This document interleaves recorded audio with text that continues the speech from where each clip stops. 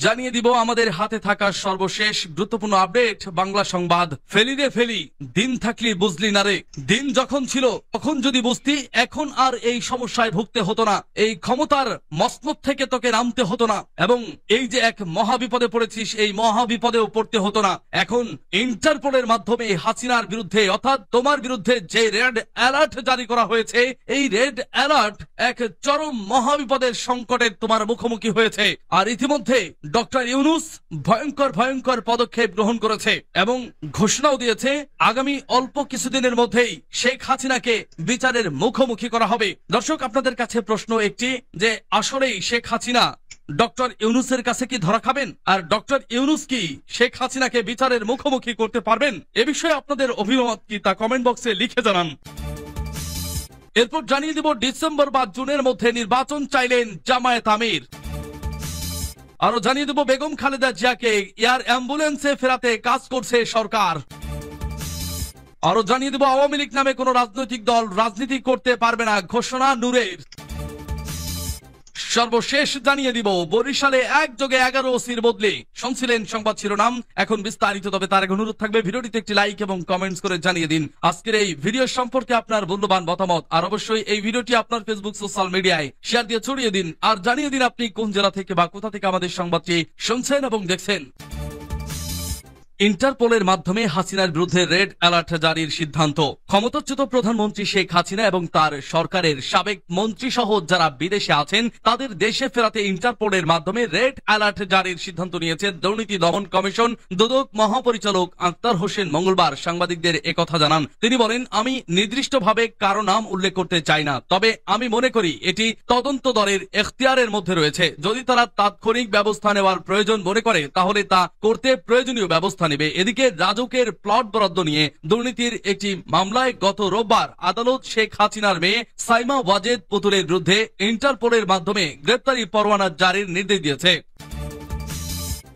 December বা জুনের মধ্যে নির্বাচন চাইলেন জামায়াত আমির। ডিসেম্বর বা আগামী জুনের মধ্যে নির্বাচন দেওয়ার কথা বললেন জামায়াতে ইসলামীর আমির ডাক্তার শফিকুর রহমান মঙ্গলবার সকাল 11টায় মৌলভীবাজারের কোলাউড়া পৌরসভা মিলনায়তনে হিন্দু ধর্মাবলম্বীদের নিয়ে মত বিনিময় সভায় প্রধান অতিথির বক্তব্যে একথা বলেন তিনি। এ সময় জামায়াত আমির বলেন, আমরা দেখতে চাই যে প্রধান উপদেষ্টা তার কথার উপর ঠিক থাকবেন, তিনি তার কথা বদলাবেন এমন কিছু দেখতে চাই না। যেহেতু কিছু সংস্কারের প্রশ্ন জড়িত রয়েছে, এজন্য নির্বাচন ডিসেম্বরে হতে পারে, আবার নাও হতে পারে আগামী বছরের মার্চের রমজান মাস। আমরা বলেছি ফেব্রুয়ারির মাঝামাঝি হলে নির্বাচন হলে ভালো। ডক্টর শফিকুর রহমান বলেন, ধর্ম যার যার, বাংলাদেশটা হোক সবার। এদেশে মুসলমান, হিন্দু, বৌদ্ধ, খ্রিস্টান সব ধর্মের বসবাস নিশ্চিত করতে চাই। দেশ আমাদের সবার, সুতরাং এদেশে আমরা সব ধর্মের মানুষ তাদের নিজস্ব আত্মমর্যাদা নিয়ে বাঁচতে চাই। এখানে সংখ্যালঘু বলে কোনো জিনিস নেই। 15.5 বছর আমাদের ওপর অনেক জুলুম নির্যাতন করা হয়েছে।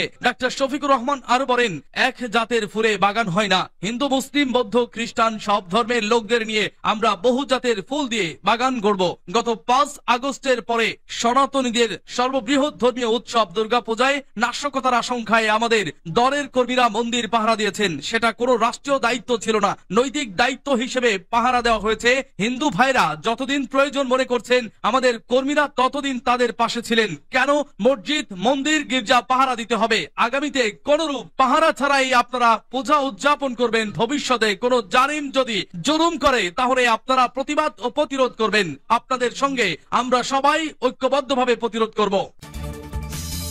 বেগম খালেদা জিয়াকে এয়ার অ্যাম্বুলেন্সে ফেরাতে কাজ করছে সরকার। সাবেক প্রধানমন্ত্রী ও বিএনপি চেয়ারপারসন বেগম খালেদা জিয়াকে দলটির আবেদনে এয়ার অ্যাম্বুলেন্সে চাপিয়ে দেশে ফেরানোর প্রস্তুতি নিয়ে কাজ চলছে বলে জানিয়েছেন পররাষ্ট্র উপদেষ্টা মোহাম্মদ তৌহিদ হোসেন। আজ মঙ্গলবার পররাষ্ট্র মন্ত্রণালয়ে সাংবাদিকদের এক প্রশ্নের জবাবে তিনি একথা বলেন। ৭৯ বছর বয়সী সাবেক এ প্রধানমন্ত্রী লন্ডনে চিকিৎসা শেষে এখন বড় ছেলে তারেক রহমানের বাসায় রয়েছেন। বিএনপি নেতারা জানিয়েছেন তিনি শিগগিরই দেশে ফিরে আসবেন। পররাষ্ট্র উপদেষ্টা তৌহিদ হোসেন বলেন, যুক্তরাজ্য থেকে বেগম খালেদা জিয়ার ফেরার জন্য এয়ার অ্যাম্বুলেন্স প্রস্তুত করার বিষয়ে কাজ করছে পররাষ্ট্র মন্ত্রণালয়। এর আগে বেগম খালেদা জিয়াকে এয়ার অ্যাম্বুলেন্সে দেশে ফেরাতে সরকারের কাছে আবেদন করে বিএনপি। কাতারের আমিরের পাঠানো বিশেষ এয়ার অ্যাম্বুলেন্সে গত 7 জানুয়ারি লন্ডনের হিথ্রো আন্তর্জাতিক বিমানবন্দর পৌঁছান বেগম খালেদা জিয়া। ইমিগ্রেশন থেকে সরাসরি তাকে নেওয়া হয় লন্ডন ক্লিনিকে। সেখানে অধ্যাপক জন প্যাট্রিক কেনেডির তত্ত্বাবধানে চলে চিকিৎসা। উল্লেখ্য, বিএনপি চেয়ারপারসন বেগম খালেদা জিয়া দীর্ঘদিন যাবৎ liver cirrhosis, kidney, heart, diabetes,